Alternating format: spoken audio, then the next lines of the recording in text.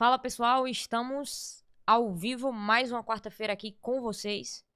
Mais um dia de aula.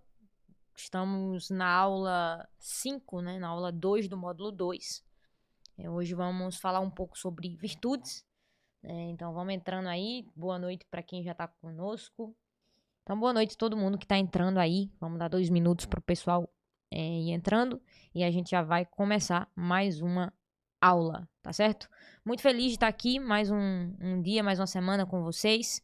Me falem, né, o que estão achando das meditações, quem tá conseguindo fazer, quem não tá conseguindo. Tainá, não consegui começar no dia. Você pode começar no outro dia, não tem problema algum começar em outro dia, tá certo? Então, se não deu pra começar no dia previsto, você pode começar amanhã de manhã. O importante, gente, é fazer, né? Eu quero sempre lembrar pra vocês que não é só uma atividade que tem que ter um começo, meio e fim, né? Mas tem que se tornar um hábito, né? Tem que se tornar a sua vida isso, né? Então, todas essas atividades que eu tô propondo aqui no Filoteia, eu já falei, isso aqui não é uma faculdade. Você não vai sair com um diploma, né, do curso. Esse grupo de estudo é para que vocês possam melhorar como católicos, para que vocês possam crescer na fé de vocês, crescer na consciência, né, enquanto cristãos, enfim. Então, todas essas atividades são propostas para que vocês consigam transbordar na prática o que a gente está aprendendo aqui na teoria. Então, é de suma importância que vocês tentem, pelo menos, fazer. Né? Não é uma questão de, se eu não fizer, não vou ganhar isso ou aquilo, né? Mas é que faz parte da metodologia aqui do nosso grupo de estudo para beneficiar vocês. Porque o meu intuito aqui é que tudo que a gente está aprendendo seja levado para a prática, que a gente consiga tocar nisso através da nossa própria vida.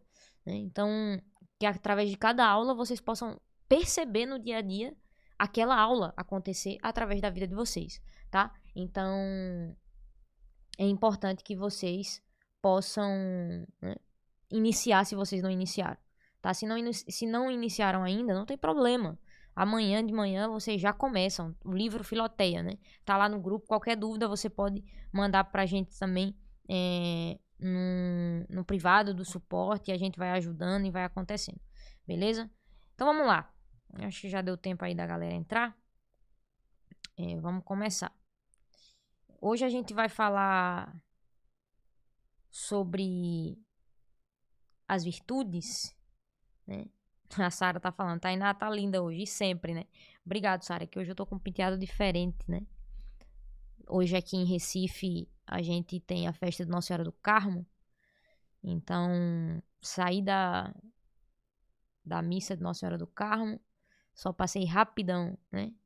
Em casa e já vim aqui para o estúdio. Então, rezei por todos vocês, inclusive hoje, lá na missa, né? Nossa Senhora do Carmo. Rezei por todos os meus alunos, rezei por vocês, pedi que a flor do Carmelo, né? Nossa Senhora do Carmo, possa nos ajudar a ter uma vida interior, né? Então, é interessante que muita gente não sabe, né? Que Nossa Senhora do Carmo, ela é a padroeira da vida interior. Então, a gente tem que pedir a intercessão a ela para que a gente possa ter uma vida mais íntima a Deus. Então é isso, né? As meditações estão sendo maravilhosas. Muito bem. Quem não começou, comece. Então vamos para a aula. Vamos começar já. Então, acho que já deu tempo, né? De todo mundo entrar. Outra coisa, né? Tiago, boa noite. Seja bem-vindo, irmão. Outra coisa que eu ia comentar aqui. Vocês lembram que quando a gente abriu o grupo de estudo Filoteias, teve alguns ganhos, né, para quem fizesse a inscrição no dia, para os 30 primeiros, e sorteio disso e daquilo, evento final do ano e tudo mais, né? E então, amanhã vai ser enviado para vocês ali no grupo a lista dos 30 primeiros que ganharam, né, esse momento individual comigo, né? Cada pessoa dessas 30 vai ter ali 40 minutos individualmente comigo. Então, eu vou mandar essa lista com horário e dia previsto, e aí, não posso nesse dia. Aí a gente vai tentar ajustar para chegar a uma conclusão de como realizar isso com essas 30 pessoas. Lembrando que quem tá fora das 30 não é prejudicado em nada, porque a gente tem no final do mês, né, aquele encontro de dúvidas que é aberto para vocês falarem, enfim. Mas é só para honrar, né, aquilo que foi prometido, lá no evento Travessia, que alguns alunos, né, que entrassem primeiro, os 30 que entrassem primeiro ali, ganharia essa personalização desses 40 minutos individuais comigo, tá? Então, vai acontecer. A partir dessa semana, a gente vai começar a organizar isso. E é isso. Acho que os avisos foram esses. Então, vamos lá para o que interessa, tá bom? Em nome do Pai, do Filho, do Espírito Santo. Amém. Que essa, né, aula possa gerar no nosso coração bons frutos espirituais, que você já possa pedir, né, que o Senhor ilumine o seu pensamento, ilumine o seu coração, para que você possa ter uma boa aula, para que esse conteúdo possa ficar, né, de fato, guardado no seu coração, para que possa incendiar a sua alma nessa noite. Então, inspirai, Senhor, as nossas ações e ajudai-nos a realizá-las, para que em vós comece e para vós termine tudo aquilo que fizermos por Cristo, Senhor nosso. Amém. Em nome do Pai, do Filho, do Espírito Santo. Amém. Hoje nós vamos falar sobre virtudes, né? O tema da aula de hoje é virtudes. Eu estou aqui com esse livro aqui do Francisco Fausto, que é um autor, do Opus Dei, um autor que Francisco Fausto andou lado a lado, né, com São José Maria Escrivá, faleceu inclusive esse ano, um excelente autor, né, excelente autor. E essa aula, muito do que eu vou falar aqui é retirado desse livro aqui, A Conquista das Virtudes, Francisco Fausto.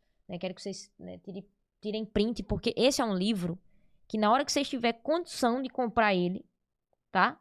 Na hora que vocês tiverem condição de comprar esse livro aqui, comprem. Isso é um dos melhores livros que eu recomendo, né, para que vocês tenham. Então, tirem print aí. A Conquista das Virtudes, Francisco Fausto. Aqui vocês vão ter acesso a tudo de maneira muito fácil de entender sobre as virtudes. Então, A Conquista das Virtudes, Francisco Fausto, é um livro que todo católico deveria ter. Eu recomendo profundamente esse livro. Quero que vocês adquiram ele, né, quando puderem. Tá? É um livro barato, não acho que seja caro. Então, assim que possível, comprem esse livro, tenham esse livro em mãos. A Conquista das Virtudes, Francisco Fausto. Tá certo? Então, vamos lá. No parágrafo, papel e caneta aí na mão para vocês anotarem. No parágrafo 1803 do Catecismo da Igreja Católica, diz que as virtudes, baseado num versículo 8 do capítulo 4 de Filipenses, diz assim, né?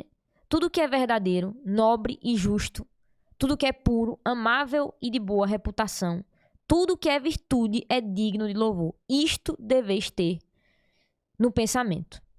E aí acrescenta, né, aqui no parágrafo 1803 do Catecismo da Igreja Católica.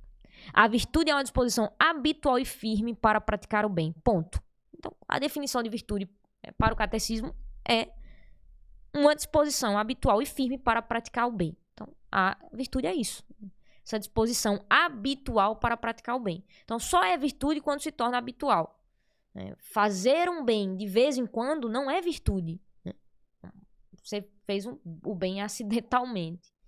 Mas para ser virtude, precisa ser uma disposição habitual. Se é habitual, né, o que significa que esteja no meu dia a dia. Seja algo praticado constantemente, não eventualmente. Então, a gente só tem uma virtude quando ela é praticada habitualmente. Porque tem gente, por que eu destaco isso? Porque tem muitas pessoas que praticam a virtude eventualmente e acham que tem aquela virtude porque você fez uma coisa uma vez. Eu sou muito caridoso. A pessoa deu uma esmola ao mendigo há 30 anos atrás. Mas ela fala que é caridosa por aquele acontecimento. Então, a virtude não é um evento isolado, não é uma ação isolada de um dia, de um momento. A virtude é uma disposição habitual e firme, né? Se é habitual e firme é porque é consistente, é constante para praticar o bem. Parágrafo 1803 do Catecismo da Igreja Católica. E diz que permite à pessoa não somente praticar atos bons, mas dar o melhor de si mesma. Então, não é meramente praticar, né, boas ações. Não é ser uma boa pessoa, né? Entre aspas, eu sou bom. Não, não é só isso. É dar o melhor. Uma pessoa virtuosa é aquela que ela não se limita só em praticar. Não, eu vou ser bom. Não, eu vou dar o melhor de mim. Né? O melhor de mim. Por isso que é algo também muito particular de cada um. Porque às vezes o melhor de mim não é o melhor de você. Né? Cada pessoa tem sua história, seus... como é que eu posso falar? Seus dons, seus talentos, seus privilégios. Né? Então, né, às vezes a gente até fala, né? Todo mundo tem 24 horas. Todo mundo, realmente, todo mundo tem 24 horas, mas algumas pessoas têm mais privilégios do que outras, né? Então, veja, alguém que vai no seu próprio carro pro trabalho de alguém que tem que pegar ônibus, metrô e tudo mais. Então, é diferente, né? As pessoas, cada pessoa tem uma realidade. Então, o melhor de você, o melhor de você. Qual é o seu melhor? O melhor que você pode dar hoje, o melhor que você pode dar naquele momento. Mas a gente não pode usar das nossas vulnerabilidades, das nossas dificuldades, porque eu não tenho isso, como desculpa, né? Eu não faço isso porque a minha realidade é essa. Não. Ao contrário, se utilize da sua realidade muitas vezes contrária para ser virtuoso. É aí que você tem que ser virtuoso, tá? Mas é dar o melhor de si mesmo. Dê o seu melhor. Essa é a virtude. É quando a gente consegue habitualmente dar o nosso melhor. E diz que a pessoa virtuosa tende para o bem com todas as suas forças, sensíveis e espirituais. Procura o bem e opta por ele em atos concretos. Olha que coisa linda. Procura o bem e opta por ele em atos concretos. Então não é só uma intenção boa. O virtuoso, ele não só tem intenções boas. Eu tenho a intenção de fazer o bem. Não. O virtuoso, ele age bem. Ele não só pensa. Como o pensamento, né, a intenção no coração do virtuoso se dá em atos concretos. Então, a virtude, ela é vista pelas nossas ações concretas. E aí conclui aqui o parágrafo dizendo que o fim de uma vida virtuosa consiste em tornar-se semelhante a Deus. Olha que coisa mais maravilhosa, né? Que, no caso, é o que a igreja nos propõe, que é para aquilo que nós somos criados, que é a santidade. Deus nos criou a sua imagem e semelhança e pede para que a gente seja santo como ele é santo. Então, o fim, né, qual é o fim de uma vida virtuosa? O fim de uma vida virtuosa é tentar, né, se tornar semelhante a Deus. E aí, a gente vai ter duas classificações dentro das virtudes, tá? A gente vai ter duas classificações. Aí eu vou pegar aqui a minha caneta. Vamos lá pro quadro, peraí. Deixa eu só abrir aqui, não compartilha ainda não. Agora pode jogar lá meu quadro. Vamos lá, para a parte prática, né?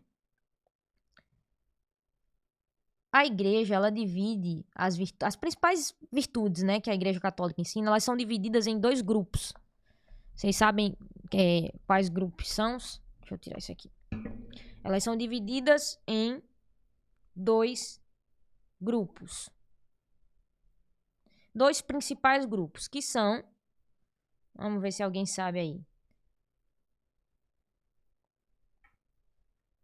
Vamos ver se alguém sabe quais são esses dois grupos. Tem como descer aqui os comentários da TV pra mim, que tá ainda mais em cima? Será que tem como?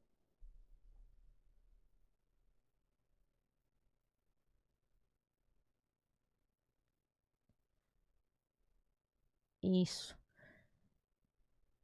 Vamos lá ver se alguém falou alguma coisa. Sara falou. Isso aí. Sara já acertou aí. Dois grupos são as virtudes. Isso aí para vocês anotarem. Teologais e as virtudes cardeais. Isso aí vocês devem anotar. São esses dois grupos principais, né, que a Igreja Católica divide as virtudes. As virtudes teologais e as virtudes cardeais. Qual é a diferença dessas virtudes, Tainá? As virtudes teologais, né, elas são infundidas por Deus. Tem Deus como objetivo direto, que é a fé. Deixa eu pegar outra cor aqui para ficar melhor.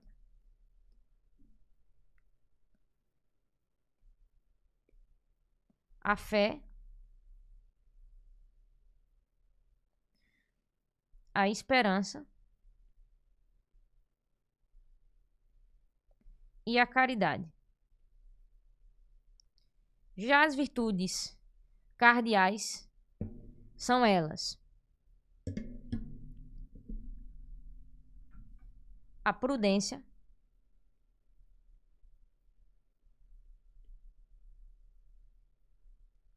a justiça, a fortaleza e a temperança. Então, as virtudes cardeais, né? Qual é a diferença, né? As virtudes teologais são as infundidas por Deus e as virtudes cardeais é base da vida moral, né? Ou seja, elas são adquiridas pelo nosso esforço. As virtudes teologais, elas são, né, dadas por Deus, é uma graça de Deus, e não que as cardeais não sejam, mas a gente, né, as cardeais a gente tem que ter uma luta, né, para vivê-las. Já as teologais, a gente pede a Deus, a gente pede que Deus nos dê, né, a virtude da fé, a virtude da esperança e a virtude da caridade. Então, são virtudes que Deus nos dá, né? A gente não necessariamente não luta por elas, mas Deus nos dá essas virtudes, tá? Então, vocês anotem aí, são esses dois grupos: virtudes teologais, fé, esperança e caridade; virtudes cardeais, prudência, justiça, fortaleza e temperança, tá bom? Anotem aí, rapidão, pra gente seguir aqui, né? Vamos dar um tempinho aí para vocês conseguirem anotar tudo.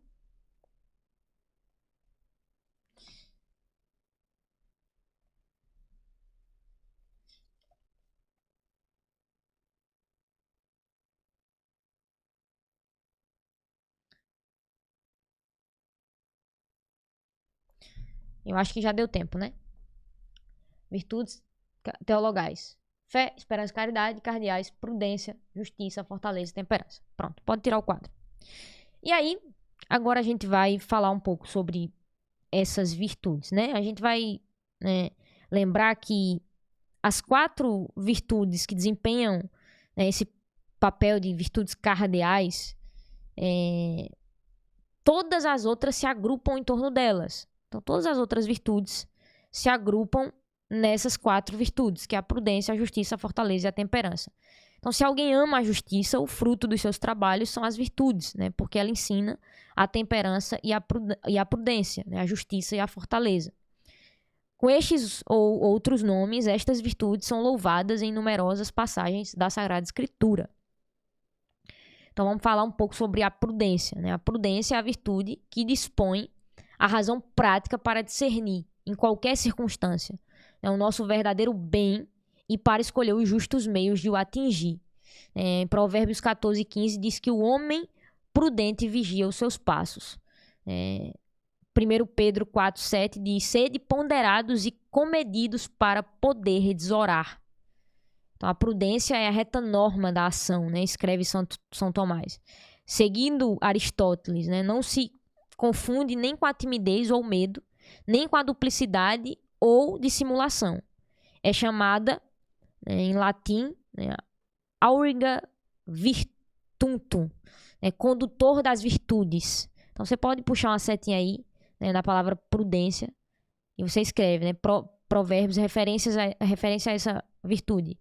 Provérbios 14:15 e 1 Pedro 4:7. E, né, claro que isso vai ter na apostila depois, mas é bom que vocês anotem.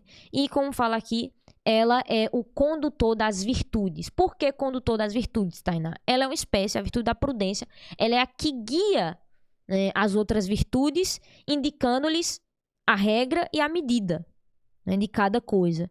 Então, a prudência, ela guia, né, que guia imediatamente o juízo da consciência. O homem prudente decide e ordena a sua conduta segundo este juízo. E graças a esta virtude aplicamos sem erro os princípios morais aos casos particulares e ultrapassamos as dúvidas sobre o bem a fazer e o mal a evitar. Exemplo de prudência. Lembram do livro A Virtude da Ordem? O que é que ensina lá na Virtude da Ordem? Eu tenho meu planejamento. Se tiver alguém passando mal, eu não vou dizer, passa mal e morre aí, porque eu vou continuar com o meu planejamento aqui, porque eu tenho a virtude da ordem. Não. naquele livro, né, o José de Almeida ensina que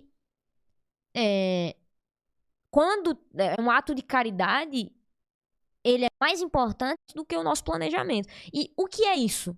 A virtude da prudência. Então, o prudente, né, ele sabe quando agir. Hoje a gente tava lá, pra você ver quanto tá no dia a dia, né? Hoje a gente tava ali na festa de Nossa Senhora do Carmo e reúne milhares e milhares de pessoas aqui. Então, vocês acham que eu vou, né, estar, né, no Brasil, né, no meio de milhares e milhares de pessoas, por mais que seja um evento da igreja, na rua, com o celular à vista? A gente sabe a realidade, né, do nosso país.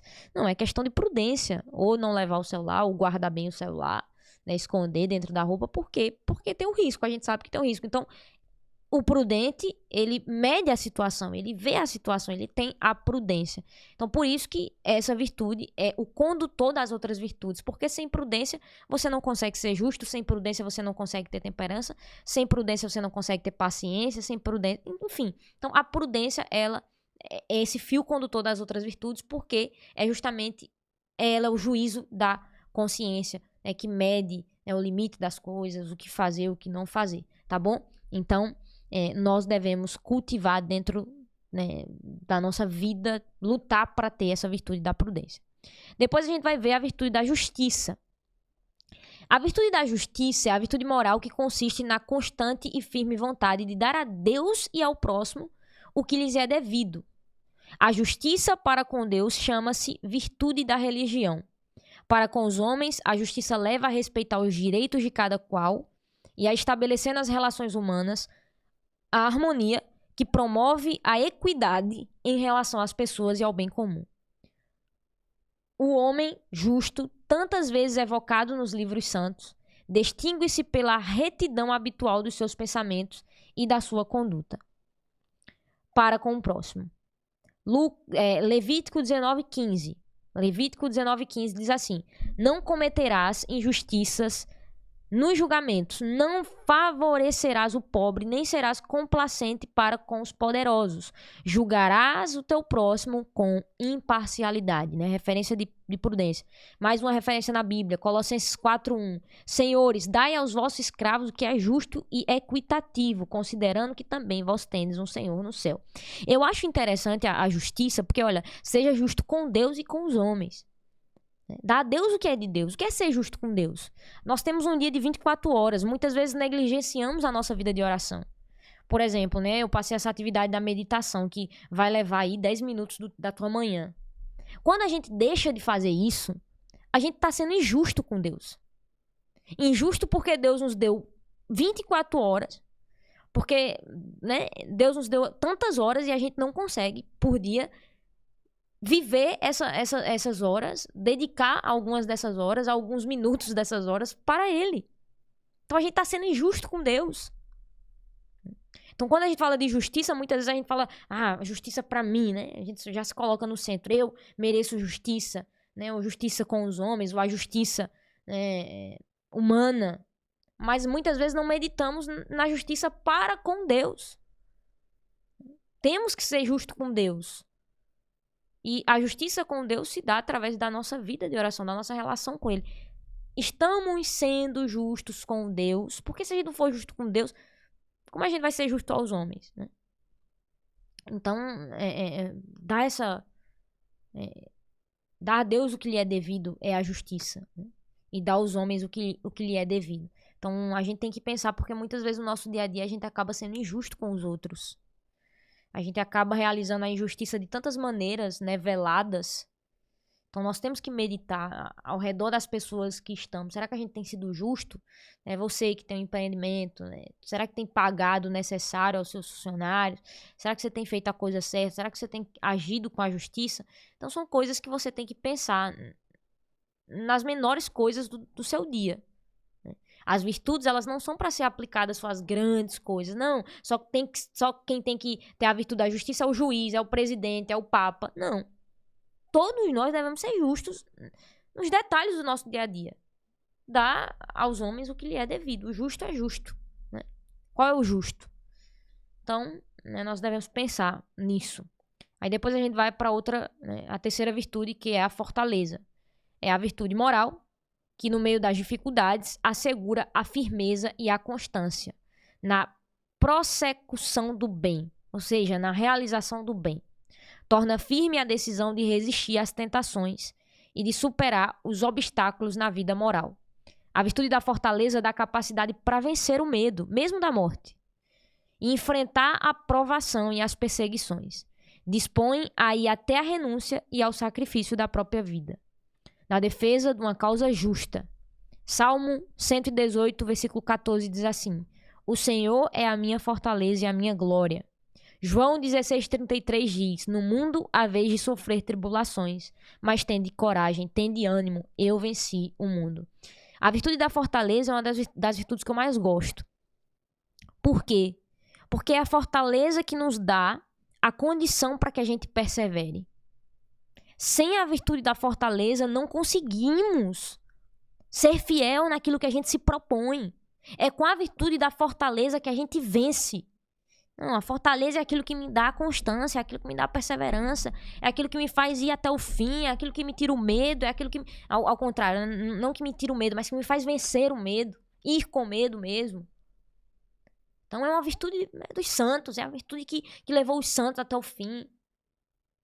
A virtude que te dá coragem, a virtude que te dá ousadia, a virtude que te faz ser fiel, é a virtude da fortaleza.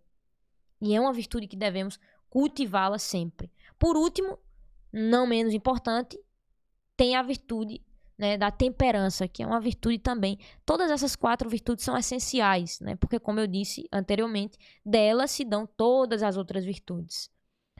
A virtude da temperança é a virtude moral que modera a ação, né, dos prazeres e proporciona o equilíbrio no uso dos bens criados. Assegura o domínio da vontade sobre os instintos e mantém os desejos nos limites da honestidade. Olha que coisa linda, isso vai estar na apostila, mas vocês podem anotar aí, anota mesmo a punho, né? Porque isso é lindo, eu acho isso incrível. Olha, eu vou ler de novo.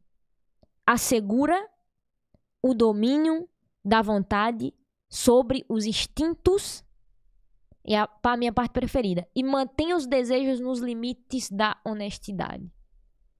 Então, a temperança é aquilo que vai ordenar os nossos afetos. Lembra do primeiro módulo? Que eu falei das faculdades da alma, das paixões, da vontade. Então, é aqui que a temperança entra.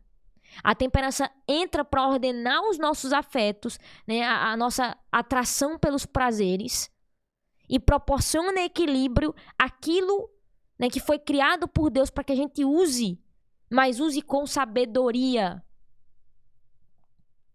Vamos falar, a comida. É a temperança que faz a gente evitar o pecado da gula. Porque a comida é boa e a gente deve comer bem. Mas tem que ter a temperança. Por exemplo, né, a vida, né, de um casal casado, a vida sexual de um casal casado, né, a relação sexual em si, ela, como eu já expliquei para vocês, não é um mal. Ela é para ser vivenciada dentro do sacramento do matrimônio. E o que é que faz a pessoa ter, por exemplo, a virtude, né, da castidade, o dom da castidade? É a temperança. O casto, ele tem que ser temperado. Ele tem que ter a temperança. Ele só vai conseguir viver a castidade se ele tem essa temperança. Saber que não pode ultrapassar os limites, né, com o namorado, com a namorada, ou se está vivendo o celibato, né? Se é padre, freira, religioso e tem que viver o celibato, é a temperança que traz essa, né, olha, outra virtude, a fortaleza para resistir, né, às vontades desordenadas, os desejos desordenados. Então, veja, a temperança é o que traz o equilíbrio, né? A temperança é muitas vezes louvada no Antigo Testamento, né? Tem um versículo do Antigo Testamento que diz isso, né? Não te deixeis levar pelas tuas más inclinações e refreia os teus apetites. Eu não anotei aqui qual era, mas depois eu vou pregar para vocês a referência. No Novo Testamento, Tito 2,12 diz assim: devemos viver com moderação, justiça e piedade no mundo presente. Então, Tito chama de moderação a temperança. Então, veja, é essa temperança que nós precisamos, né? Precisamos ter dentro do nosso coração para que a gente haja dentro daquilo que é bom. né? Dentro daquilo que é o bem. Então, a pessoa que tem temperança, ela sempre vai ser uma pessoa, né, digamos assim, que é estável. Ela vai agir na medida certa. Se precisar elevar a voz, ela vai elevar. Se precisar abaixar a voz, ela vai abaixar. Ela sabe a medida certa. É como, né, temperança nos lembra o quê? Vamos falar do dia a dia para ficar mais palpável para vocês. Temperança lembra tempero, né? Quem gosta de cozinhar. Se você tá cozinhando e coloca sal a mais, o que acontece? Você estraga a comida. É possível que você estrague toda uma comida por causa que você colocou um tempero a mais, sim ou não? Quem gosta de cozinhar aí sabe. Se uma carne, você vai fazer um churrasco, se você coloca sal demais, você pode perder a carne inteira por causa que você salgou demais a carne. Então, por que a gente chama de tempero? É o tempero da comida, porque é a exatidão, é aquilo que vai temperar, aquilo que vai deixar no ponto. Essa comida tá num ponto, então ela tá temperada num ponto. Então o tempero é aquilo que deixa, né, a comida na melhor versão dela. Do mesmo jeito somos nós. Quando temos a virtude da temperança, agimos na nossa melhor versão. Tainá, e como, né, na prática conseguir essa temperança? Olha só, a temperança, ela nada mais é do que o pensar antes de agir. Então, a pessoa que adquire essa virtude da temperança é uma pessoa que muito medita. Por isso que eu mando vocês meditar de manhã aí. Eu passei o exercício para vocês meditar. Mas vocês não querem meditar. Mas não tem outra via. A gente só adquire a temperança através da meditação. À medida que lemos, que meditamos, que pensamos, que paramos para pensar. E por que São Francisco de Sales, inclusive, indica a meditação para amanhã? Porque é justamente para que a gente acorde e antes de falar a gente pense. Eu garanto que vai evitar muito problema na vida de muita gente. Antes de falar, quando acordar, pensar. Pensar. Não falar. Pense. Pense antes de falar. Então, a temperança é essa, né, virtude que nos faz pensar antes mesmo de falar e saber o que falar, saber como agir, pensar antes de agir. Está diante de um problema, tal. O problema está aqui. O que é que eu vou fazer agora? Esse é o temperado, né? Esse é a pessoa que tem temperança. A que não tem temperança já sai, né? Ou descansa demais ou se estressa demais. Então, a temperança é justamente o equilíbrio. É a pessoa que age da maneira correta. Então, nós temos que pedir a Deus essa graça da temperança. Essas virtudes humanas, né, que eu acabei de citar para vocês, as cardeais, elas são adquiridas pela educação, diz o parágrafo 1810 do Catecismo da Igreja Católica, por atos deliberados, né? O que é deliberados? É aquilo que a gente faz por vontade própria, né? Com consciência. E por uma sempre renovada perseverança no esforço, né? São purificadas e elevadas pela graça divina. Com a ajuda de Deus, forjam o caráter e facilitam a prática do bem, né? O homem virtuoso sente-se feliz ao praticá-las. Então, quando fala assim, por atos deliberados, aqui é a pessoa que espontaneamente ela começa a ser virtuosa, né? Não é uma coisa calculada, não é aquela coisa engessada, não é aquela coisa forçada, que a pessoa, né, ela tá atuando. Não. Deliberadamente, sem ela perceber, ela tá sendo virtuosa. Às vezes ela nem percebe, mas é virtuosa. E a outra pessoa fala, nossa, você fez aquilo por mim, e ela nem lembra. Nossa, eu fiz aquilo por você, nem lembro que eu fiz. Eu fiz isso porque vira um ato habitual na vida do virtuoso. No parágrafo 1811 do Catecismo, diz algo muito pontual que eu acho pertinente falar aqui, que diz assim: não é fácil ao homem ferido pelo pecado manter o equilíbrio moral, ou seja, manter essas virtudes acesas e vivas dentro, né, das suas atitudes, né, da sua vida. O dom da salvação que nos veio por Cristo dá-nos a graça necessária para perseverar, na busca das virtudes. Cada qual deve pedir constantemente esta graça de luz e de força, recorrer aos sacramentos, cooperar com o Espírito Santo, seguir os seus apelos a amar o bem e acautelar-se do mal. E aí é que vem as virtudes teologais, a fé, a caridade e a esperança.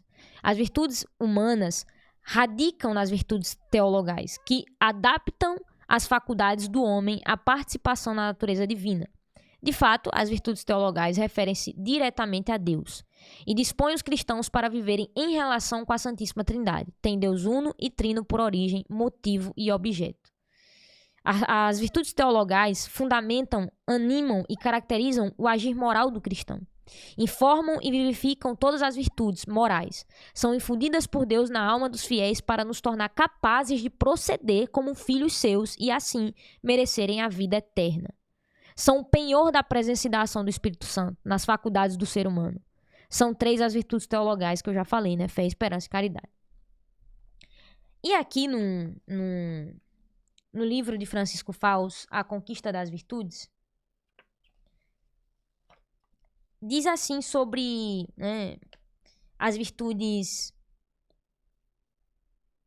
teologais, né? O que eu acabei de ler aqui do catecismo, ele repete aqui, né, que essas virtudes teologais, elas vivificam as virtudes morais, né, as virtudes humanas. Então, é através da esperança, da caridade, da fé, que a gente consegue, né, viver a fortaleza, né, a temperança e as outras virtudes, né, cardeais. Então, sem as virtudes teologais, eu não vou conseguir, né, viver as virtudes cardeais, tá? Então, é preciso que eu peça a Deus a fé, a caridade e a esperança para poder viver a prudência, a justiça, a fortaleza, né, e a temperança. E aí ele diz aqui que essas virtudes, né, teologais dão forma, dão vida, né? E ele fala, né, que vai exemplificar o que o catecismo da Igreja Católica está falando. Ele começa dizendo assim: sem entrar em profundidades teológicas, e só para nos entendermos, né, melhor, podemos dizer que a fé consiste em ver tudo. Deus, o homem e o mundo com os olhos de Cristo. Assim rezava com frequência São José Maria: que eu veja com os teus olhos Cristo meu, Jesus da minha alma. A pessoa que tem fé pode dizer como São João: nós conhecemos o amor de Deus e acreditamos nele. Essa fé viva torna-se uma força poderosa para praticar em alto grau uma série de virtudes humanas, que a visão mundana, materialista e hedonista é incapaz de compreender, como o desprendimento, a fidelidade, a abnegação, o espírito de sacrifício. Então veja, né? As virtudes teologais, elas vivificam as virtudes humanas, as virtudes cardeais. Como um casal, para mim não entra na minha cabeça, né? Assim, um casal casado, para viver a fidelidade, né? Se ele tiver fé em Deus, isso é muito... Viver a fidelidade será muito mais fácil, né? Se ele tiver a virtude da fé. Então, por quê? Porque a fé, né? A fé em Deus, a fé em Deus nos gera a fidelidade a Deus. E se a gente consegue ser fiel a Deus, a gente vai conseguir ser fiel, né, para quem é casado, ao esposo, à esposa. Então, quem trai, né, falando dentro, né, do nosso círculo, né, de fé. A gente não tá falando de pessoas que vivem sem a religião, mas as pessoas que praticam a religião. Se um homem, ele vai pra igreja, mas ele não é fiel a Deus, ele finge ser fiel a Deus, ele não vai ser fiel à esposa dele. Vocês estão compreendendo? Então, veja, a fé, que é justamente o meio para que a gente se relacione com Deus, né? Sem a fé a gente não consegue se relacionar com Deus. A gente reza porque a gente crê, a gente comunga porque a gente crê, a gente se confessa porque a gente crê, a gente vive os sacramentos porque a gente crê, a gente, né, vai para a igreja porque a gente crê na igreja, a gente vive as coisas, reza porque crê. Então a fé é o que move a nossa relação com Deus. Então, se a fé move a nossa relação com Deus, logo nós entendemos que ela será importante para que a gente viva as virtudes humanas. Porque crendo em Deus, sendo fiel a Deus, será mais fácil de eu ser fiel àquilo que eu preciso ser, humanamente falando. Tá ficando claro? Tá ficando claro para vocês? Então, assim, quando, né, a gente tem essa fé e essa fé autêntica, é mais fácil que a gente consiga viver as virtudes humanas. Vamos lá, a Sara pediu para repetir. Veja só. Essa fé viva, diz padre, né, Francisco Fausto, essa fé viva torna-se uma força poderosa. A gente está falando da virtude teologal da fé, né, a fé. Essa fé viva torna-se uma força poderosa para praticar em alto grau uma série de virtudes humanas, que a visão mundana, materialista e hedonista é incapaz de compreender, como o desprendimento, a fidelidade, a abnegação, o espírito de sacrifício. E por que ele fala isso? Porque a fé, né, diz Bento XVI, para ficar ainda mais claro para vocês, gera em nós a certeza vitoriosa de que Deus é amor. E deste modo, transforma as nossas impaciências e as nossas dúvidas em esperança segura. Nenhuma dificuldade ou hostilidade nos faz perder as virtudes da coragem e da perseverança, porque sabemos, pela fé, que existe a providência divina, que Deus nos ama, e aí Romanos 8:28, e tudo concorre para o nosso bem. Ou seja, o homem de fé não hesitará em abraçar renúncias. Por quê, Tainá? Porque ele sabe em quem ele colocou a sua confiança. Então é muito mais fácil, por exemplo, né, se eu tenho fé em Deus, vai ser fácil para mim eu renunciar as coisas que vai contra, né, os mandamentos, as coisas que vai contra a minha fidelidade né, quem está casado, ao esposo, à esposa, a minha fidelidade à oração, a minha fidelidade ao meu trabalho, a minha fidelidade aos meus amigos, ao meu chefe. Por quê? Né? Por que isso?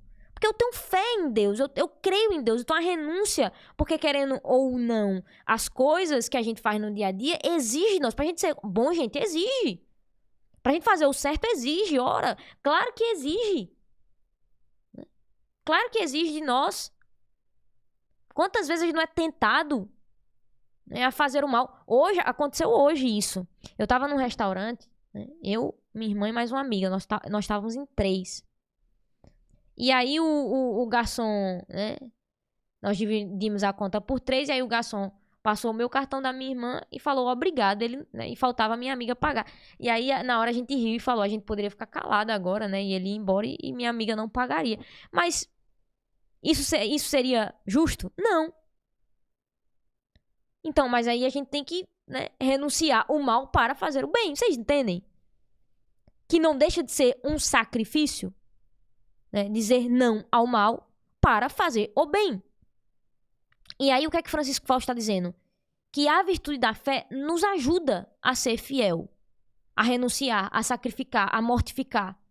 Por quê? Porque nós cremos em Deus, nós temos fé em Deus e sabemos que tudo concorre para o bem daqueles que amam a Deus. Então, fundamentados nesse amor, nessa fé, é mais fácil que a gente veja, né, os sacrifícios como sacrifícios por amor, porque nós cremos em Deus. Fez sentido para vocês? Porque, por exemplo, para um ateu, ele vai agir para o bem, né, apoiado só na boa conduta dele, na consciência dele, no que ele acha que é bom. A gente está apoiado numa fé. Pronto, agora ficou mais claro do que tudo. Entende a diferença? Então tem gente, né, lá que não pratica, que não crê, que não pratica religião, né, não é cristão, não pratica religião católica. Então a pessoa ela age no bem naquilo que ela acredita que seja o bem. Nós agimos para o bem, fazemos o bem, fincados, enraizados numa fé. Nós temos fé. Nós cremos na vida eterna, nós cremos na recompensa de Deus. Então nós sabemos que a gente está sofrendo aqui, que a gente está sacrificando aqui, que a gente vai perder aqui, mas para ganhar, porque é isso que fala o Evangelho. Nós perdemos para ganhar. Essa é a metodologia do Evangelho de Jesus Cristo. Perder para ganhar. E como a gente vai realizar isso, praticar isso, se a gente não tiver fé? Como? Na lógica humana do materialismo, o perder vai ser ganhar. Para o mundo, ganhar é ganhar. Perder é perder. Para nós cristãos católicos, não. Para a gente perder, muitas vezes, é ganhar. Ter o último lugar é a melhor escolha. Mas para o mundo materialista, não é assim. Então, vocês entendem? As virtudes, elas são muito mais fáceis de ser vividas quando a gente tem fé em Deus, fé na palavra de Deus, fé na igreja de Cristo. Então, nós estamos apoiados numa fé que nos garante a vitória, no final das contas.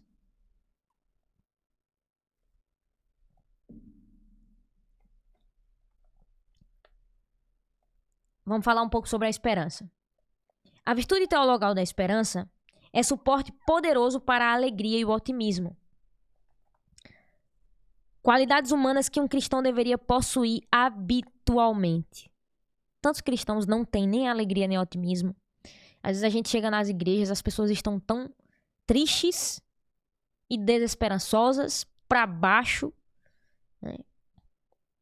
Quando na verdade nós devíamos ir para a igreja felizes, alegres, otimistas, porque o Cristo está ali, né? E esse é o motivo da nossa esperança.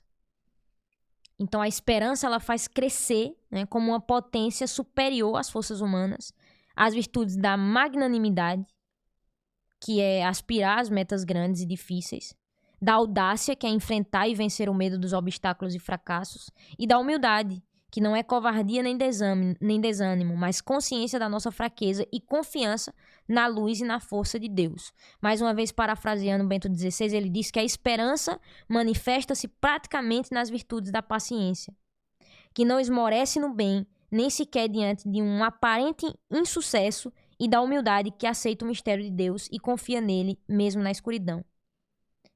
A esperança vivifica também a virtude da mansidão, que passa por cima da ira, da tristeza e da revolta, reações amargas da alma pessimista, e comunica serenidade perante a morte, sabendo que depois dela, se formos fiéis, nos espera o abraço eterno de Deus. Eleva ainda a um novo patamar a paciência em face da dor, pois para o cristão que tem esperança, a cruz é fonte de graças para esta vida e para merecer a vida eterna. Por isso São Paulo exclamava: se Deus é por nós, quem será contra nós? Quem nos separará do amor de Cristo? A tribulação, a angústia, a perseguição? Mas em todas essas coisas somos mais que vencedores pela virtude daquele que nos amou. Então veja, o que eu estou querendo explicar é que as virtudes teologais, elas transbordam nas virtudes cardeais. Então veja, a virtude da esperança, ela nos ajuda a ter paciência, ela nos ajuda a ter mansidão, ela nos ajuda a ter perseverança. Como é que uma pessoa desesperançosa ela vai ser paciente? Não vai. Uma pessoa desesperançosa, ela vai ter a mansidão, ela vai ter a humildade. É muito mais difícil. Então, ter as virtudes, né, infundidas, dadas por Deus. A fé, eu já falei da fé, a esperança, estou falando da esperança agora, e vou falar da caridade, nos ajuda a ter as virtudes humanas. Então, uma pessoa que cultiva dentro do coração a virtude da esperança é uma pessoa que vai ter alegria, é uma pessoa que vai ser otimista. Porque ela sabe, né? Ela tem esperança, É como, ó, pronto, vou dar um exemplo agora para vocês chorar. É como se a vida do esperançoso fosse sempre um sábado de aleluia. Para mim, dentro da liturgia da igreja, é o dia que eu mais amo dentro da liturgia. É um dos dias que eu mais amo. É o sábado da vigília pascal. É quando a gente vai naquela noite de sábado para a igreja, né, e a gente começa aquela liturgia para terminar a liturgia, né, da Semana Santa, da Semana Maior, e a gente vai e acende as velas e todo mundo vai com alegria porque Cristo ressuscitou, né, a igreja volta a cantar o glória. O sepulcro está vazio, Cristo vive. Então a vida do esperançoso é como se fosse um sábado de aleluia. Um eterno sábado de aleluia. Nós vivemos com esperança. E no parafraseado, né, no linguajar mais popular possível, mais básico do básico, mais simples, eu vou fazer referência a uma série que eu assisti. Se chama, eu gosto de assistir séries e filmes, principalmente para analisar os comportamentos humanos, né? Pra gente ver como as pessoas agem, né? Porque os filmes, as séries, elas retratam muito da realidade, né? Os autores que escrevem, né, aqueles roteiros, muitas vezes partem de realidades deles próprios, né? Então, a série que se chama This Is Us, né, fala sobre a vida de uma família, enfim. E o casal... Né, eu vou dar um spoiler da série, eu não sei... Enfim, né? Acho que não tem problema nenhum dar esse spoiler aqui. E o casal, né? Eles estão... A mulher tá grávida, eles acabaram de casar, e a mulher engravida de trigêmeos. Né? De trigêmeos. E no parto, ela tem um parto e acaba vindo 2, e um não resiste acaba morrendo, né? Um dos 3. E eles ficam, né, ali muito, muito tristes, porque eles estavam esperando 3 filhos e vem só 2. E nesse mesmo, né, no mesmo hospital ali, onde tá, acaba sendo deixado um menino. Né, um menino. Pra ser adotado, porque um bombeiro deixa uma criança ali, que foi deixada em algum lugar, e o bombeiro entra no hospital exatamente na mesma hora que eles estão lá, né? É coisa de série. E deixa esse menino, né, lá, e eles acabam adotando essa criança que chega lá e voltam pra casa com 3 filhos. E aí o médico olha pro pai, né, pro marido, e diz essa frase, né? Quando a vida te der limões, né, faça limonada. E eu acho que é algo que representa bem a virtude da esperança. Né? Quando mesmo o esperançoso é aquele que quando mesmo, né, na dificuldade, mesmo na dor, ele consegue enxergar um bem na cruz, um bem na dor, um bem no sofrimento. É literalmente isso. Quando a vida te der limões, faz desses limões limonadas. O esperançoso, ele é otimista. Ele começa a tirar o bem até daquilo que é ruim. Ele começa a viver a vida com esse otimismo. E nós devemos cultivar dentro do nosso coração sempre, sempre, sempre, sempre, sempre, sempre a virtude da esperança. E aí, por último, fala sobre a virtude da caridade. A caridade é a virtude que funde inseparavelmente o amor a Deus e o amor ao próximo. É a virtude teologal pela qual amamos a Deus sobre todas as coisas, por si mesmo, e ao nosso próximo como a nós mesmos, por amor a Deus. Jesus deu a vida por nós, escreve São João. E também nós devemos dar a nossa vida pelos nossos irmãos. A caridade, ajudada pelo dom da sabedoria, faz-nos colocar com muita alegria o amor de Deus acima de qualquer outro amor, desejo ou prazer. Ela engrandece assim, por exemplo, as virtudes humanas da generosidade, da lealdade e da fidelidade. Com a ajuda do dom de ciência, vivifica a prudência, levando a discernir em todas as circunstâncias qual é a vontade de Deus, o que é bom, o que lhe agrada e o que é perfeito. E, enfim, como já vimos, dá o cunho de plenitude a todas as virtudes humanas do cristão. A caridade, como diz São Paulo, é o vínculo da perfeição. Colossenses 3,14. O laço que enfeixa e liga todas as virtudes na harmonia perfeita do amor. Bento XVI resume a influência vivificante da caridade escrevendo: o amor divino é a luz, fundamentalmente a única que ilumina incessantemente o mundo, as escuras, e nos dá a coragem de viver e agir. Viver o amor e, desse modo, fazer entrar a luz de Deus no mundo. Quando consideramos a caridade na sua segunda dimensão, a do amor ao próximo, percebemos que ela vitaliza especialmente as virtudes humanas que se referem ao relacionamento com os outros, como expõe maravilhosamente São Paulo, no capítulo 13 da primeira carta aos Coríntios.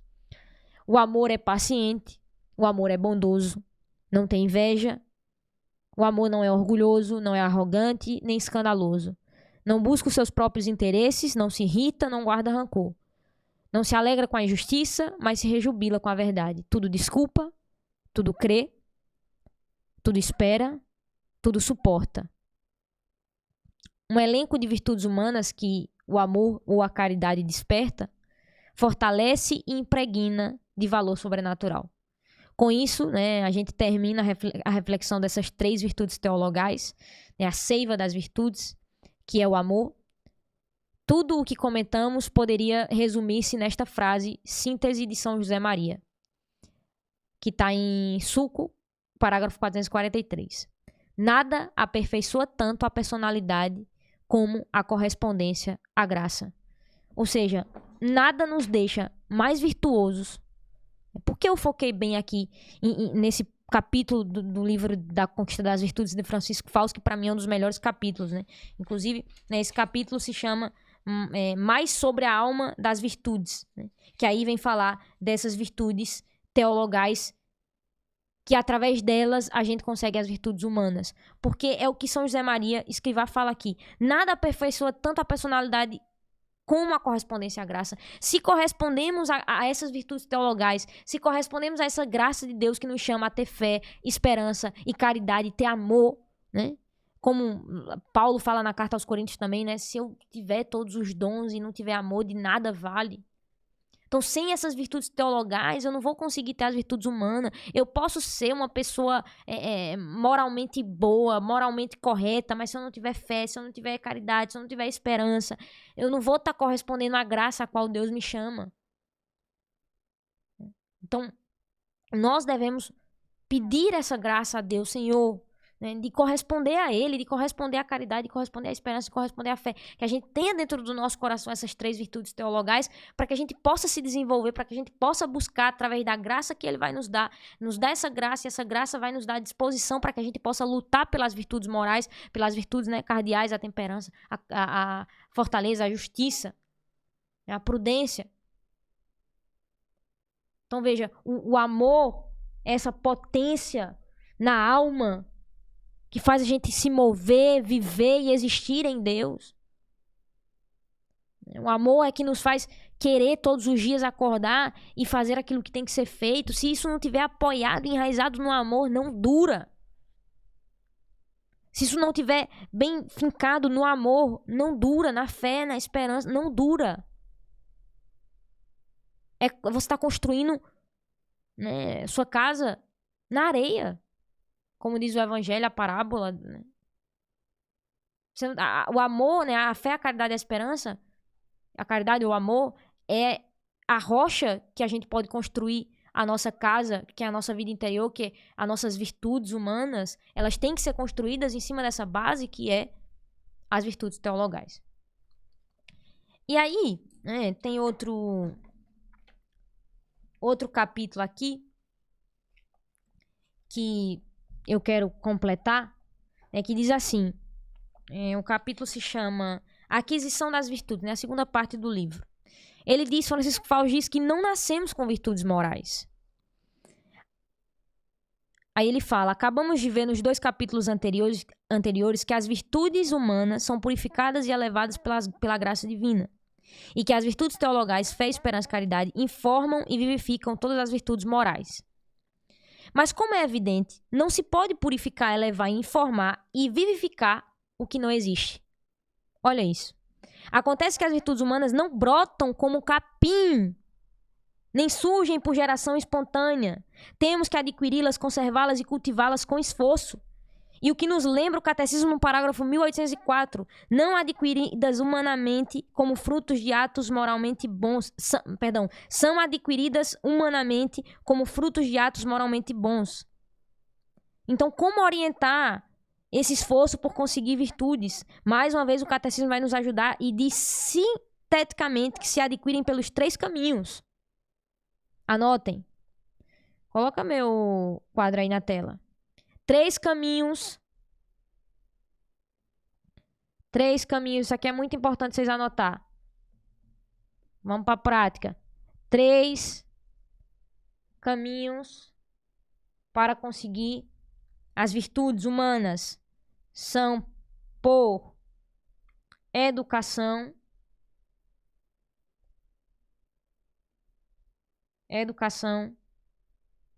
por atos deliberados,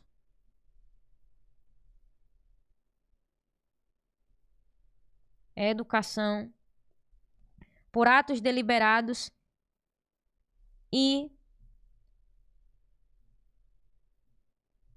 por uma perseverança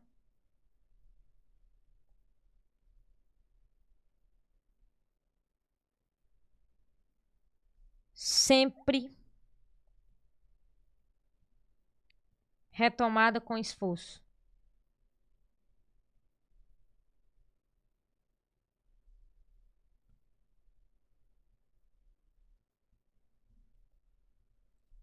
Educação, atos deliberados,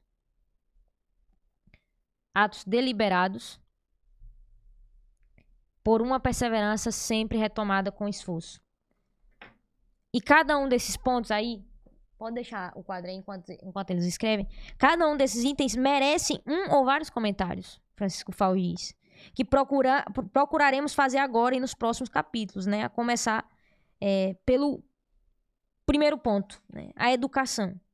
E aí eu vou, né, não vou ler tudo, eu quero muito que vocês comprem esse livro, vocês leiam isso tudo na íntegra. Mas por que a virtude é adquirida pela educação?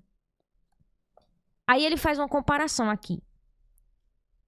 No jardim bem cuidado, crescem árvores e plantas, desabrocham flores e há frutos. Acima de tudo, se o jardim foi planejado e é cuidado dia a dia com carinho e arte, existe uma harmonia que lhe dá unidade, beleza e atrativo. Tem a sua personalidade. Estar-se bem nele. Ali se caminha agradavelmente, proporciona um clima de paz, descanso e grato convívio.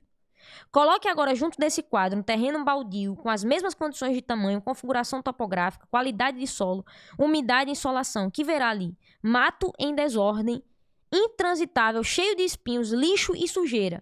Um cheiro desagradável, invasão de bichos, cultura de mosquitos e germes transmissores de doença.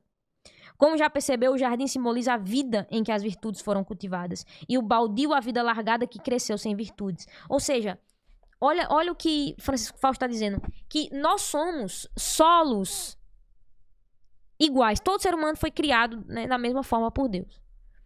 Mas veja só, agora vamos levar para um contexto, falando da educação, né? A melhor forma de falar de educação é os pais. E quem é pai e mãe aqui, fique atento ao que eu vou falar. Não tenham medo de educar a alma dos filhos de vocês para o céu. Não tenham medo. Então, as virtudes, elas são dadas pela educação. E muitas das coisas que a gente faz na nossa vida, o que é que a gente fala? Eu aprendi isso em casa. Eu aprendi isso com meu pai, eu aprendi isso com a minha mãe, eu aprendi vendo, sei lá, fulano, né, o padre e tal. Então, muito das nossas virtudes é dado pela educação que a gente teve. Muitos defeitos que a gente tem é pela educação que a gente teve. Claro que isso não nos dá licença para culpar, né? Agora, eu sou assim porque eu não tive a criação certa, mas aqui você tá agora no curso para aprender a fazer diferente. Então, o que a gente tá fazendo aqui? Pelo meio o que está acontecendo aqui é educação. Eu estou ensinando para vocês algo. Mas é claro e é evidente que é muito mais efetivo que isso seja com a própria vida, no dia a dia. Essa educação mais efetiva, porque tem muitos pais que querem ensinar uma coisa aos filhos, mas muitas vezes fazem outra, vivem de outra forma, né? Então, assim, a educação é um meio fundamental para que a gente adquira as virtudes. E esse contraste que ele utiliza aqui, né, desse terreno baldio, nos explica muito bem, de fato, o papel da educação. Nós somos solos e muitas vezes um recebe cuidado e outro não recebe cuidado e acabamos por, né, enfim, não conseguir viver uma vida virtuosa por falta de educação, ou seja, né, até mesmo de consciência. Agora vamos para os atos deliberados. O que seriam esses atos deliberados, né? A formação, né, dizíamos, é um caminho necessário para adquirir as virtudes, né? A educação, a formação.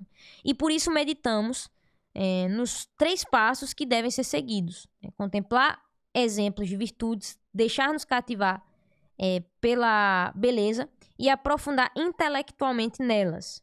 Falta, porém, um 4º passo, sem o qual os outros 3 ficariam sendo mera teoria. A decisão de viver na prática, dia a dia, as virtudes. O catecismo, quando diz que as virtudes humanas são adquiridas pela educação, acrescenta e por atos deliberados. Atos deliberados não são teorias. Devem ser mesmo ações realizadas com deliberação, ou seja, pensando e querendo. Lembre-se que atos em si mesmos bons, mas que não são deliberados. Não são deliberados concretamente. Os atos puramente mecânicos, foi o que eu falei anteriormente, sempre repetidos, tão habituais que perderam sentido.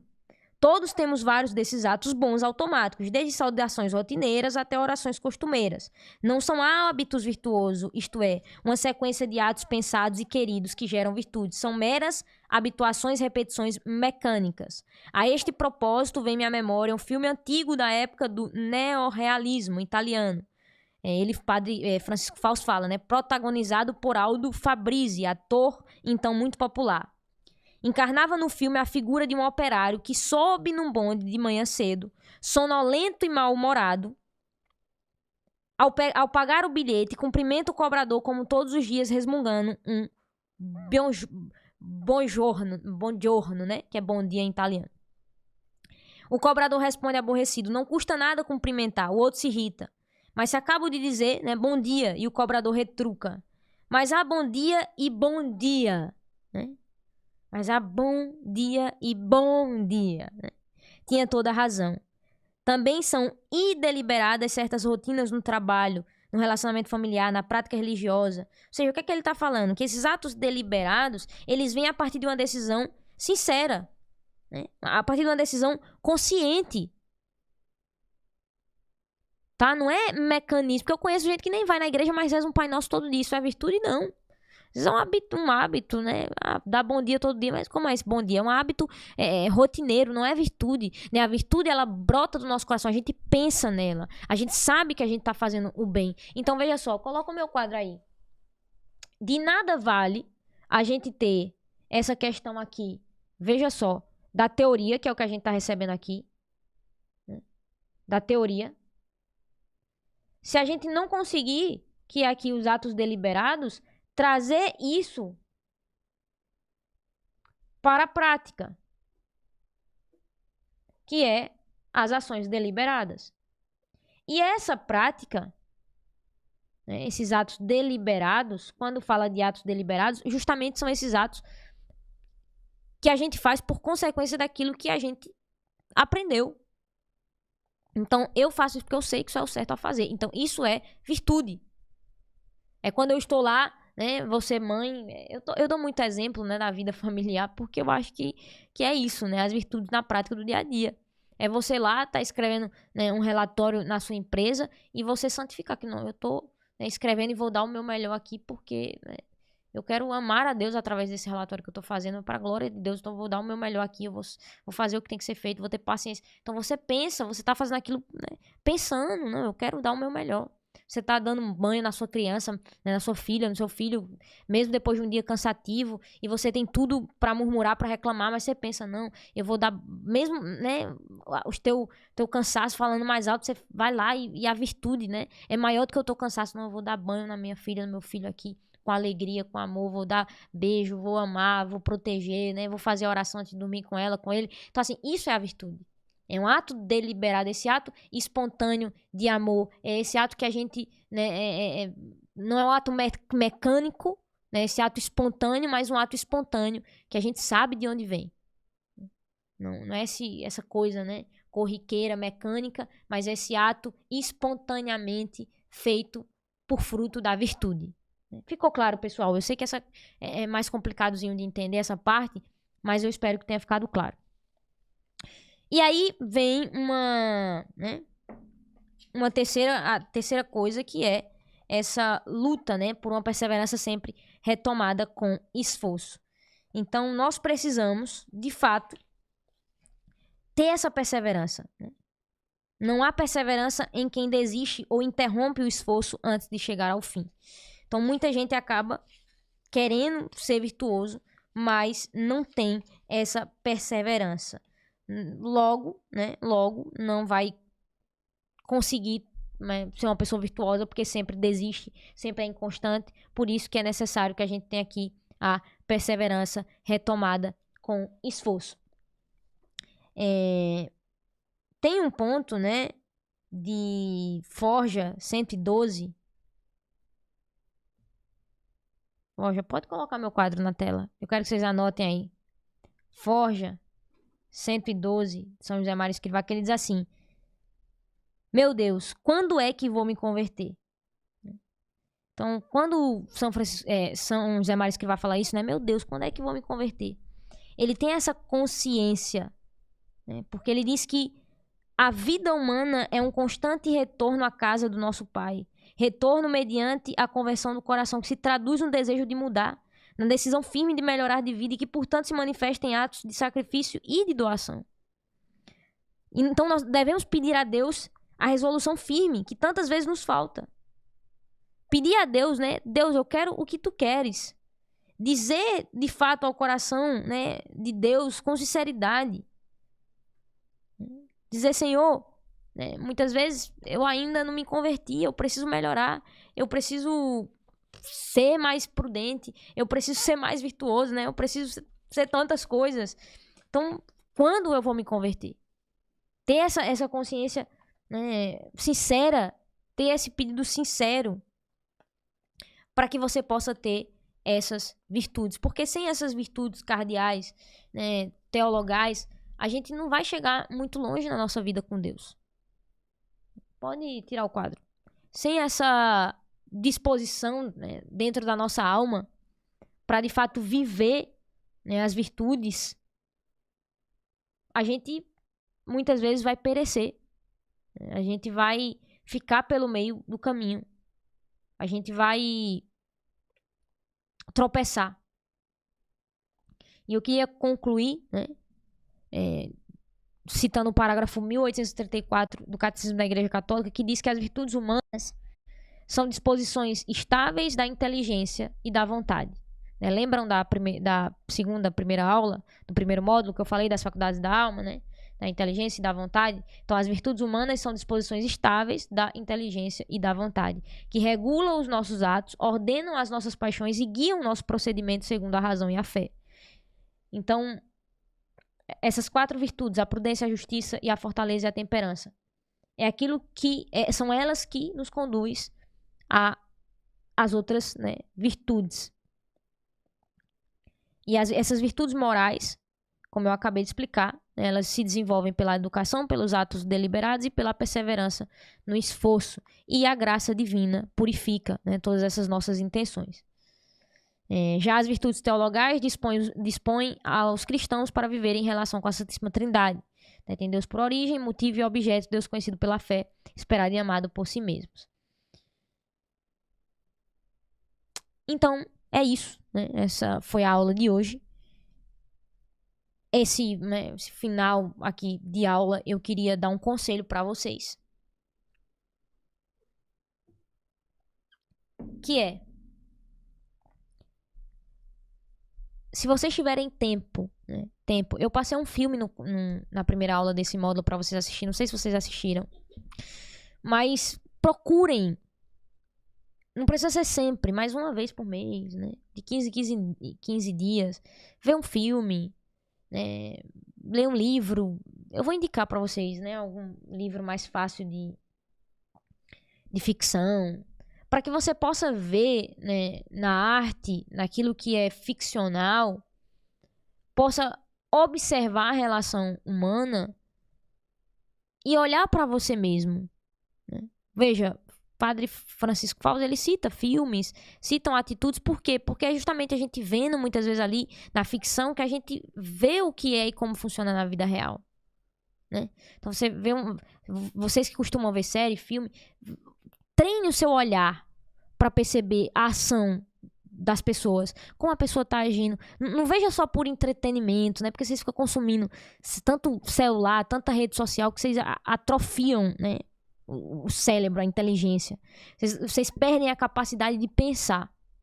Vocês perdem a capacidade de examinar as pessoas, de examinar as relações, de examinar as coisas. Por isso que eu, às vezes, fico insistindo para que vocês vejam um filme, né? Vejam coisas mais longas, né? Que dê para vocês observar essas coisas, né? Como, por exemplo, né, as virtudes nas relações, porque as virtudes a gente só pode enxergá-las dentro das relações. É dentro das relações que as virtudes aparecem, que a gente se utiliza das virtudes. Então, né, olha ao seu redor um filme, uma história que você leu, né, um livro, e perceba, né, um episódio de uma série, e perceba as relações humanas, as relações das pessoas, como as pessoas agem, né, e tire disso um ensinamento voltado para essas virtudes, voltado para esse entendimento. Né? O que é que eu posso fazer dentro da prática da minha vida, dentro do meu dia a dia para melhorar? O que é que eu posso fazer para trazer as virtudes para a minha vida? O que é que está faltando para que eu seja virtuoso? Por que eu não sou paciente? E sem esse autoconhecimento, sem essa análise, muitas vezes também, né, do todo, a gente não consegue olhar para si. É muitas vezes vendo a realidade do outro, né? Seja o personagem num filme, numa série, num livro ou na própria vida real, que a gente consegue olhar pra gente muitas vezes, né? E nos observar. Por que eu tô agindo assim? Eu quero continuar agindo assim? Eu quero mudar? Olhar pra dentro de si pra que a gente não fique... Né? A Maria fala que gosta muito de ler livros. Que bom saber disso. Né? Pra que a gente não fique, sabe, viciado nessa coisa de rede social e a gente não consiga mais desenvolver o nosso pensamento crítico, né? Hoje em dia as pessoas elas não acham mais nada. Por quê? Porque elas esperam aquele influencer, aquele famoso, falar o que acha pra ver se elas vão concordar com ele ou discordar, enfim, né? Outra coisa que eu falo pra vocês, parem de seguir essas páginas de fofoca. Se vocês seguem essas páginas de fofoca, parem de seguir hoje, agora, né? Essas páginas aí, Choquei, Léo Dias, sei lá como é. Parem, tirem isso da vida de vocês, extinguam isso da vida de vocês. Tirem de verdade. É um monte de coisa, gente, que não acrescenta em nada, que não vai mudar nada, que só faz vocês ficarem, sabe? Não vou nem falar o que eu acho. Então, é isso que eu falo pra vocês. A maior dificuldade pra mim, né, hoje, observando, da gente viver as virtudes, é isso aqui, é o telefone, é o celular, é as redes sociais. A gente não ter temperança pra usar isso aqui tem nos matado, tem nos deixado distraídos, tem nos deixado, sabe, fracos na condição de pensar. Vocês tiveram essa aula aqui agora, né? Muitos, a gente tem, dá pra ver na plataforma, né? Dá pra ver aqui no YouTube depois também. Quem assistiu, quem não assistiu. Então, eu fico, né, pensando que vocês que estão aqui, eu parabenizo vocês de estarem aqui toda semana e estão sendo constantes nas aulas. Porque, gente, vocês sabem que a gente vai estar aqui, vai fazer mais de uma hora, quase 1 hora e meia que a gente tá ao vivo. Ninguém quer ficar mais 1 hora e meia escutando algo. As pessoas só querem vídeos curtos, só querem coisas curtas. E por que eu tô falando isso? Porque para adquirir as virtudes, quanto tempo leva para adquirir uma virtude? Uma vida inteira. Até você morrer, você vai estar lutando para ter as virtudes. A vida inteira. Quando leva a formação de uma alma, Tainá? A vida inteira. A vida inteira, você vai até morrer, você vai ter o que estudar, você vai ter que aprender, você vai ter o que melhorar. Então, se você não tiver essa consciência de que leva tempo, de que é um longo prazo, de que não dá pra desistir, que tem que perseverar, né, que é o terceiro ponto que o catecismo fala sobre como adquirir as virtudes humanas, né, que é esse ato da perseverança, de retomar sempre, você não vai chegar muito longe. Então, assim, de verdade, foquem na prática de tudo isso aqui que eu ensinei. E o exercício para a aula de hoje, né, eu quero que vocês pesquisem sobre as virtudes cardeais, as virtudes humanas. Pesquisem mais. Vai pra internet, pesquisem livros. Eu posso indicar livros, eu já indiquei esse aqui, né? A Conquista das Virtudes é um deles. Mas quero que vocês procurem mais sobre isso, né? O grupo de estudo Filoteia é uma via de mão dupla. Eu quero ensinar, mas quero que também vocês vá atrás disso. Eu fiz uma aula geral aqui, falando de forma geral das virtudes cardeais e teologais. E peço que agora vocês voem, né? Tem até um trecho aqui. Nossa, como eu queria achar esse trecho. Deixa eu ver se eu acho aqui. 1 minuto, 1 minute. Olha, achei. Graças a Deus achei. Página 38 aqui da Conquista das Virtudes, pra gente fechar essa aula. Ele cita uma frase de Ellen Keller. Diz assim: nunca se deve engatinhar quando o impulso é voar. Escreva aí no comentário alguém. Nunca se deve engatear quando o impulso é voar. Aí ele acrescenta, né, Francisco Fausto: a felicidade não é alcançada por meio de gratificação pessoal, mas através da fidelidade a um objetivo que vale a pena. E aí ele pergunta: que virtudes você vê aí nessa frase? Sem dúvida, coragem, magnanimidade, tenacidade, esforço sacrificado, espírito de serviço, solidariedade, esperança, e entre outras. Então veja, nunca se deve engatinhar quando o impulso é voar. Eu termino essa aula dizendo isso pra vocês. Nunca se deve engatear quando o impulso é voar. Voem. Voem. Larguem o vício nas redes sociais. Larguem os vícios nas redes sociais, né? Sabe? Foquem em vocês, no desenvolvimento pessoal de vocês, em crescer, em melhorar, em ser uma melhor mãe, melhor pai, melhor marido, melhor esposa, melhor filho, melhor irmão, melhor profissional. Eu tô batendo na tecla aqui todas as aulas nisso, porque eu quero que vocês levem pra prática. Eu quero que vocês consigam viver o Filoteia, Amigos de Deus, na prática. Eu quero que vocês saiam daqui querendo fazer a meditação amanhã de manhã, né? Querendo fazer aquilo que tem que ser feito, né? Faz o que deves, né? Dizia São José Maria Escrivá, estás no que fazes. Então, essa entrega, essa violência, esse abandono. Então, se a gente não tiver essa determinada determinação, a gente vai ficar sempre engateando, sempre, né, fazendo uma coisa aqui, outra ali. E não vamos dar passos largos em direção àquilo que Deus espera de cada um de nós. Então, essa foi a aula de hoje. Que Deus abençoe vocês. Sejam santos, sejam perseverantes. Até a próxima quarta-feira. A gente vai continuar nas nossas meditações. São 10 dias. Então, quem ainda não começou, comece amanhã de manhã. E é isso. Estamos juntos. E até, né? Até onde eu puder ajudar vocês, irei ajudá-los. Quero ajudá-los e estamos aqui. Entregamos mais uma aula. Dessa vez sobre virtudes. E peço com caridade para vocês que vão procurar mais sobre essas virtudes, pesquisem, passem a semana pesquisando, né, sobre uma virtude, sobre outra. E é isso. Tamo junto, que Deus abençoe vocês. Abraço. Em nome do Pai, do Filho e do Espírito Santo. Amém. Boa noite.